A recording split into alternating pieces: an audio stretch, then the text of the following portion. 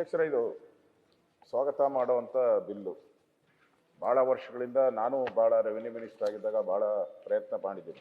ಯಾಕೆಂದರೆ ಇದು Coorg land regulation act 1899 ಪ್ರಾರಂಭ.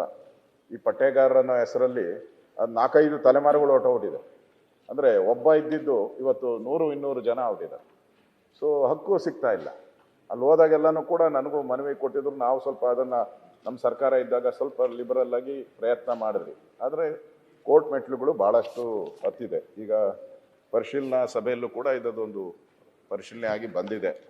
ಸೊ ನನಗೆ ಅನಿಸೋವಂಥದ್ದು, ಈಗ ಇದು ಭಾಳ ವರ್ಷಗಳಿರೋವಂಥದ್ದು. ಈಗ ಒಬ್ಬನಿಂದ ಹೋಗಿ 200 ಜನಕ್ಕೆ ಆಗ್ಬಿಟ್ಟಿದ್ದಾರೆ. ಈ ಪ್ರೊಸೀಜರ್ನ ಹೆಂಗೆ ಫಾಲೋ ಮಾಡ್ತೀರಾ? ಆದೇಶನ ಜಿಲ್ಲಾಧಿಕಾರಿಗಳಿಗೆ ಹೆಂಗೆ ಕೊಡ್ತೀರಾ? ಯಾಕಂದರೆ ಸತ್ತೋಗಿರೋರು ಭಾಳಷ್ಟು ಜನ, ಅದ್ರದ್ದು ವಂಶವೃಕ್ಷ ಕ್ರಿಯೇಟ್ ಮಾಡಬೇಕು. ಇದೆಲ್ಲ ಅಡೆತಡೆಗಳಿದೆ. ಇದನ್ನ ಹೇಗೆ ನೀವು ಪರಿಹಾರ ಮಾಡ್ತೀರಾ ಆಕ್ಟಲ್ಲಿ ಅನ್ನೋದು ಹೇಳ್ಬೋದು. ಪೊನ್ನಣ್ಣ ಅವರೇ,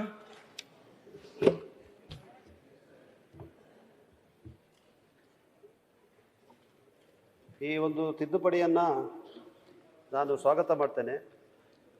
ಭಾಳಷ್ಟು ವರ್ಷಗಳಿಂದ ಜಟಿಲವಾದಂಥ ಸಮಸ್ಯೆ.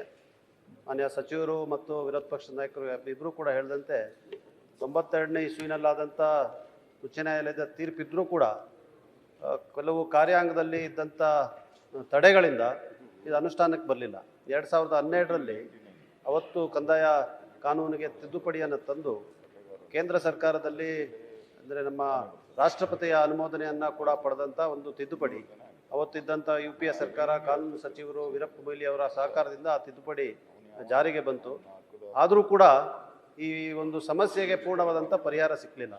ಅದರಿಂದ ನಾನು ಇವತ್ತು ಈ ತಿದ್ದುಪಡಿಯನ್ನು ಕೊಡಗಿನ ಜನತೆಯ ಪರವಾಗಿ ಸ್ವಾಗತವನ್ನು ಮಾಡಿ, ಮಾನ್ಯ ಸಚಿವರು ತೋರಿಸಿರುವಂಥ ಇಚ್ಛಾಶಕ್ತಿಯನ್ನು ಮತ್ತು ಅವರು ಏನು ಬದ್ಧತೆ ಮತ್ತು ಪ್ರಾಮಾಣಿಕತೆಯನ್ನು ಈ ತಿದ್ದುಪಡಿ ತರೋದ್ರಲ್ಲಿ ತೋರಿಸಿದ್ದಾರೆ, ಅವರಿಗೆ ಜನರ ಪರವಾಗಿ ಧನ್ಯವಾದಗಳನ್ನು ಕೂಡ ಹೇಳಲಿಕ್ಕೆ ಬಯಸ್ತಾ ಇದ್ದೀನಿ. ಮಾನ್ಯ ಅಧ್ಯಕ್ಷರೇ, ಇವತ್ತು ಈ ತಿದ್ದುಪಡಿಯನ್ನು ಏನು ತರ್ತಾ ಇದ್ದಾರೆ ಅದನ್ನು ಅನುಷ್ಠಾನ ತರೋದು ಮಾನ್ಯ ವಿರೋಧ ಪಕ್ಷದ ನಾಯಕರು ಹೇಳ್ದಂಗೆ ಭಾಳ ಮುಖ್ಯ.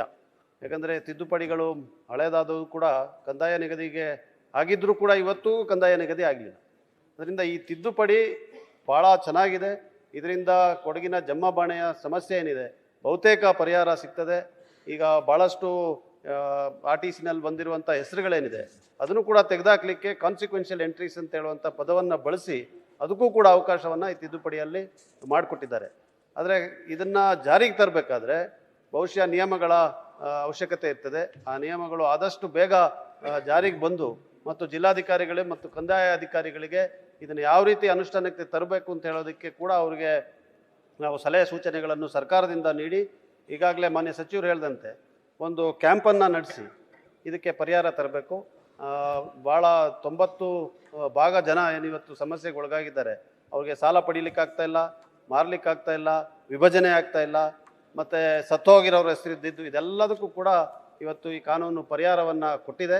ನಾನು ಇದನ್ನು ಮತ್ತೊಮ್ಮೆ ಸ್ವಾಗತ ಮಾಡಿ ಇದರ ಅನುಷ್ಠಾನದಲ್ಲಿ ಎಲ್ಲೂ ತಡೆ ಆಗಬಾರ್ದು. ಯಾಕಂದರೆ ಮಾನ್ಯ ಅಧ್ಯಕ್ಷರ ಗಮನಕ್ಕೆ ನಾನು ತರುವಂಥದ್ದು, ನಾವು ಚರ್ಚೆ ಮಾಡಿನೇ ಈ ಒಂದು ತಿದ್ದುಪಡಿಯನ್ನು ಹಿಂದಿನ ಅಧಿವೇಶನದಲ್ಲಿ ತಂದಿದ್ವಿ.